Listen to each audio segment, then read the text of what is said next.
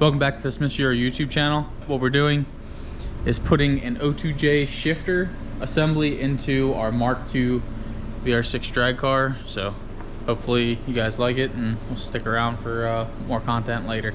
Now this isn't a DIY for obvious reasons. One, I already have an O2J, O2A in here. I already have a 3.6 in here.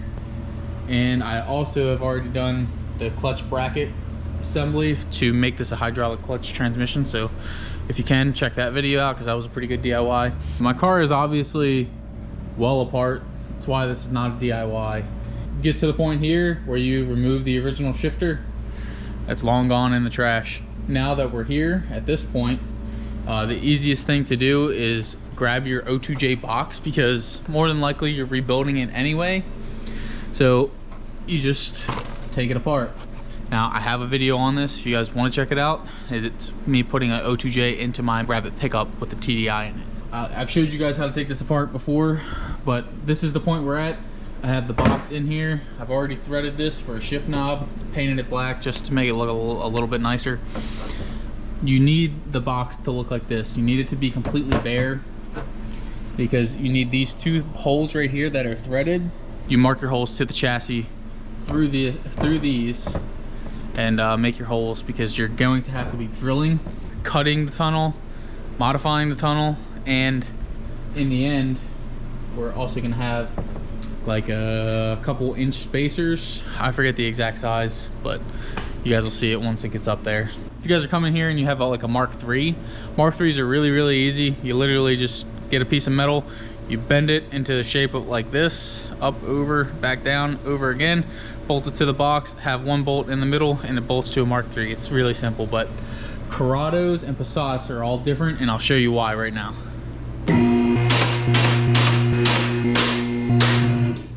Where Mark II chassis differ and Corrado and Passat, like I was just saying, they have this structure and it's welded in right here and it comes all the way back here and it's welded back here to the chassis. This is its own structure. You can, if you want, drill these spot welds out and take this entire thing out, but I'm not gonna do that. The easiest way I've done these swaps, cut about right here, and remember all this is loose. You can see how loose it is. First, what you should do is just get your box, set it up here, mark where you gotta mark, and begin cutting.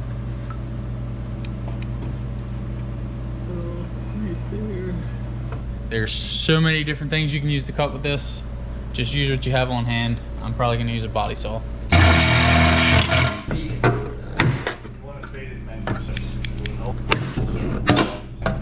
This stuff is so thin that tin snips is definitely the tool of choice. Drill these spot welds out just to get this piece out of the car. Then we can again put the box up there and see what we got to cut. That's the shifter hole, so that's where the shifter needs to be. Cut out the bracket that was up there too, so it's just spot welds that need to be trimmed down. I've kind of made some marks in a circle. Here's the shifter box up in like its like semi-normal home. And you can see that it's nowhere near those 8 millimeters. So I remember now, I drill these holes. I gotta mark these holes after I cut this notch so I can stick this up there nice and flat, and then I'll cut that. I weld two bolts together. So up there, it would be insanely hard to put like a nut up there.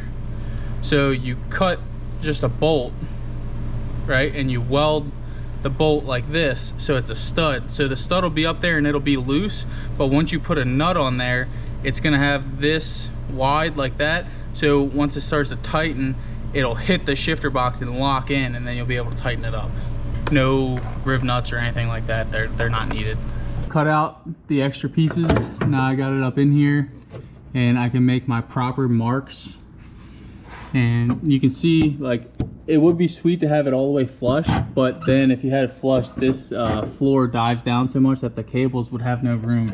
So that's why it has to be spaced down in this way. Setting these holes is the most important part, so I'm gonna do that now.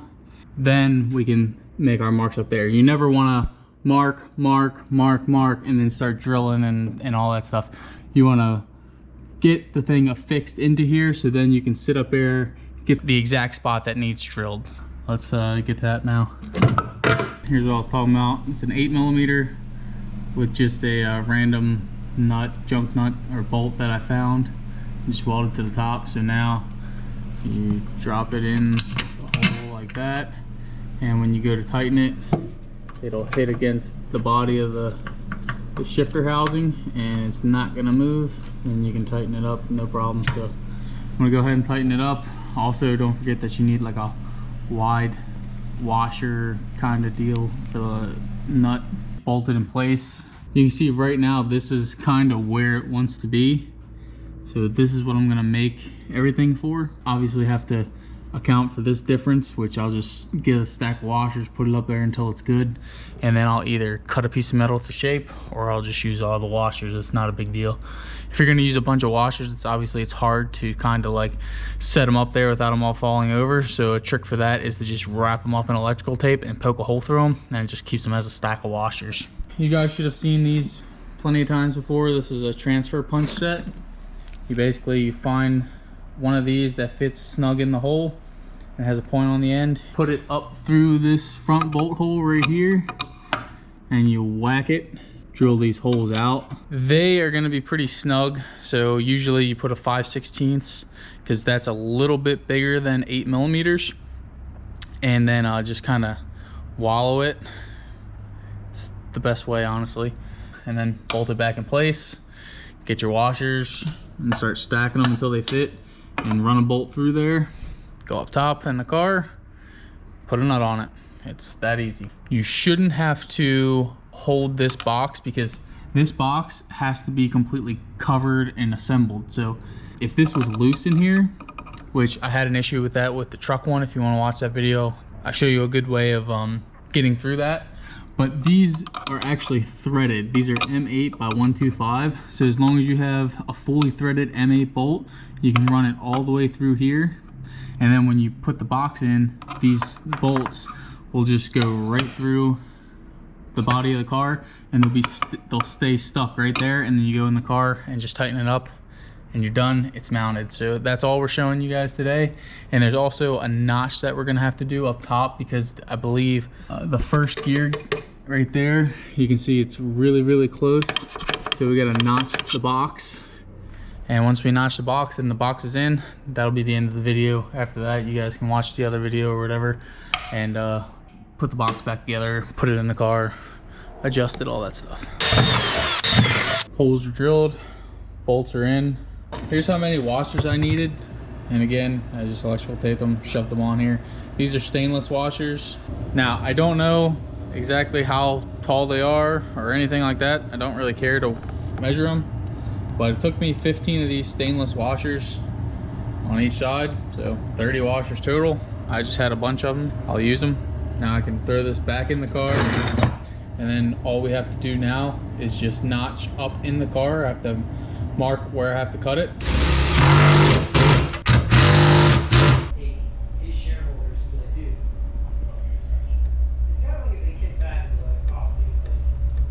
Very minimal right there, and now it's gone.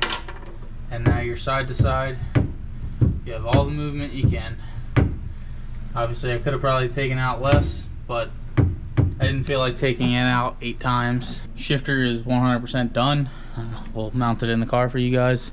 The rest I'll just be putting it back together. Won't show you guys, but we got full throw. We will have no issues at all. And maybe it's not coming across in video form, but I'm just excited, man. This is it's getting to be real.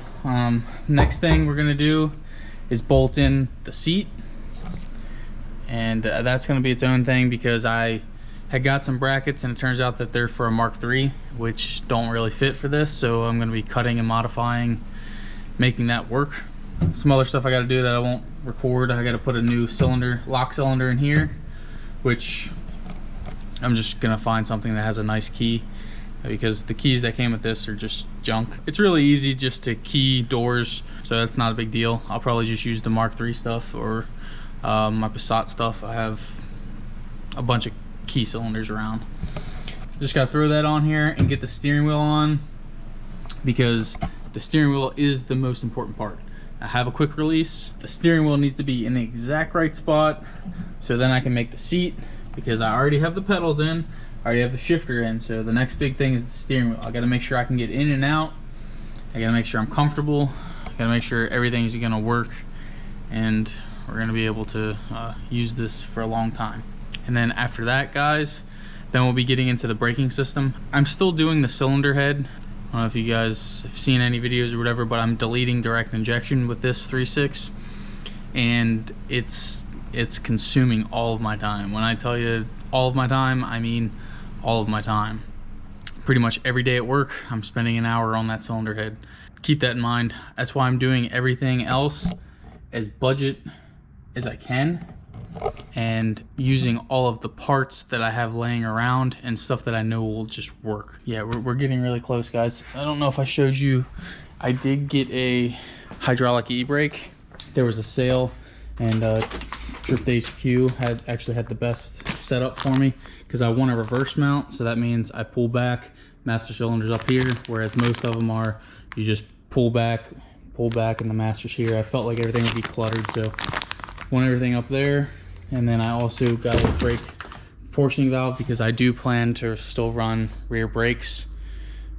I feel like if you're going to use them for the e-brake, might as well have them on the pedal, just very limited, you know. There's more to come. I still have to do the rear gas tank, the rear beam. Painting the car is just, it sucks, but that's definitely not going to happen anytime soon. It's a really big consuming project. You think that stuff will be easy and quick, but it's not just a slap together kind of deal. It's not just throw a 12 valve in here, a light car, and try to compete. This is us trying to break records.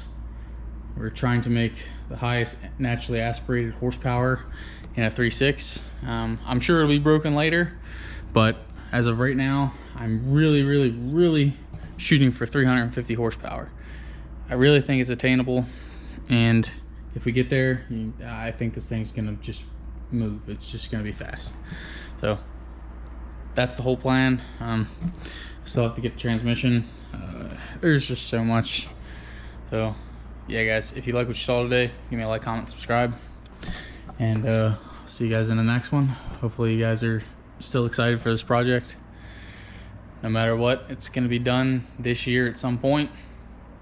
Just don't know when. It's going to, I think minimum, we are making it to the VW Nationals with it. It'll probably still look like shit, but I think it'll be able to run. If the engine program doesn't happen like I think it's gonna happen, then we'll just throw a stock 3.6 back in it. But I'm pretty happy with the results that I've had so far with the cylinder head, so I'm just gonna keep plugging along with that. So yeah, thanks for watching, guys.